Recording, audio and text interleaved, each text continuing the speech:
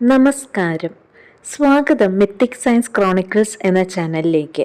ഇവിടെ നാം പുരാണങ്ങളുടെയും ആചാരങ്ങളുടെയും പിന്നിലെ ശാസ്ത്രം അന്വേഷിക്കുന്നു.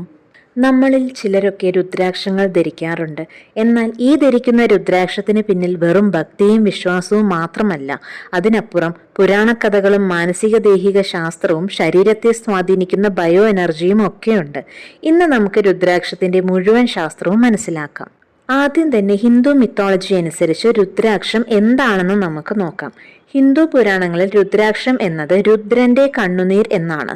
അതായത് ദേവിയുടെ കഠിന തപസ്സിന് ശേഷം ഭൂമിയിലെ ജീവജാലങ്ങൾക്കായി ഈശ്വരൻ കണ്ണുനീർ പൊഴിച്ചുവെന്നാണ് ശിവപുരാണം പറയുന്നത്.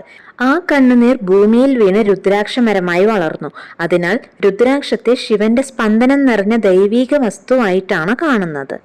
രുദ്രാക്ഷമരം ഏഷ്യ, നേപ്പാൾ, ഇന്തോനേഷ്യ, ഹിമാലയം എന്നിവിടങ്ങളായിട്ടാണ് കൂടുതൽ കാണപ്പെടുന്നത്. അകത്ത് വിത്തും പുറത്ത് വരകളും ഉള്ള ബീഡാണ് ഈ രുദ്രാക്ഷം. ഓരോ രുദ്രാക്ഷവും മുഖം എന്ന രീതിയിൽ വ്യത്യാസമുള്ളതാണ്.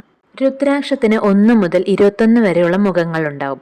ഒരു മുഖി ആത്മീയ ശക്തിയും ധ്യാനവും, 5 മുഖി സാധാരണ ധരിക്കാൻ ഏറ്റവും സുരക്ഷിതവും ശാന്തത നൽകുന്നതും, 6 മുതൽ 14 മുഖി വ്യത്യസ്ത ഊർജ പ്രവർത്തനങ്ങളായിരിക്കും അവയ്ക്ക്. ഗൗരി, ശങ്കർ, ഗണേശ് രുദ്രാക്ഷ എല്ലാം മനസ്സിന് ബന്ധങ്ങൾക്കും ശാന്തത നൽകുന്നു. ഇനി എന്തുകൊണ്ടാണ് സന്യാസികളും അഘോരികളും ഇവ ധരിക്കുന്നത്? അവർ ജപം, ധ്യാനം, തപസ് നടത്തുന്നതിനാൽ രുദ്രാക്ഷം അവരുടെ എനർജി ഫീൽഡിനെ സ്ഥിരപ്പെടുത്തുന്നു. അഘോരികൾ കൂടുതൽ ശക്തമായ സ്പിരിച്വൽ പ്രോസസ്സ് ചെയ്യുന്നു. അതിനാൽ നിലനിർത്താൻ വേണ്ടി 1 മുഖി, 5 മുഖി, 9 മുഖി ധരിക്കുന്നു. രുദ്രാക്ഷം ധരിക്കുന്നത് ദേഷ്യം, കൺഫ്യൂഷൻ എന്നിവ കുറയ്ക്കാൻ സഹായിക്കുന്നു. ഇനി ശാസ്ത്രീയപരമായി രുദ്രാക്ഷം പ്രവർത്തിക്കുന്നത് എങ്ങനെയെന്ന് നമുക്ക് നോക്കാം. രുദ്രാക്ഷത്തിന്റെ ഉള്ളിലെ ഘടകങ്ങൾ കാർബൺ, ഹൈഡ്രജൻ, നൈട്രജൻ, ഓക്സിജൻ ഇവ ചേർന്നാൽ ചെറിയ ഇലക്ട്രോമാഗ്നറ്റിക് ഫീൽഡ് ഉണ്ടാകും. ഇത് ശരീരത്തോടൊപ്പം വർക്ക് ചെയ്ത് ഹൃദയമിടിപ്പ് നോർമലാകും, സ്ട്രെസ് ലെവൽ കുറയ്ക്കും, കോൺസെൻട്രേഷൻ വർദ്ധിപ്പിക്കും.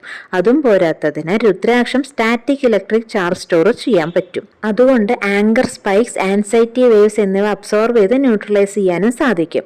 ഈ ബീഡ്സ് ശരീരം സ്പർശിക്കുമ്പോൾ നെർവ് പോയിന്റ്സ് ആക്ടിവേറ്റും ചെയ്യും. അതുകൊണ്ട് രുദ്രാക്ഷം ധരിച്ചത് കൊണ്ടുള്ള ഗുണങ്ങൾ എന്തെല്ലാം എന്ന് വെച്ചാൽ മനസ്സിന് ശാന്തി, energy balance, blood circulation, heart rate regulation, negative എനർജിയെ ബാലൻസ് ചെയ്യുന്നു, മെഡിറ്റേഷനും കോൺസെൻട്രേഷനും എല്ലാം വർദ്ധിക്കുന്നു. ഒരു ഗവേഷണത്തിൽ 3, 4, 5 മുഖി രുദ്രാക്ഷ ബീഡുകളിൽ വീക്ക് ഫെറോമാഗ്നറ്റിസം കണ്ടെത്തിയിട്ടുണ്ട്. മറ്റൊരു പഠനത്തിൽ രുദ്രാക്ഷം ധരിക്കുന്നവർക്ക് കോർട്ടിസോൾ, അതായത് സമ്മർദ്ദ ഹോർമോൺ ലെവൽ കുറഞ്ഞതായും റിപ്പോർട്ട് ചെയ്തിട്ടുണ്ട്.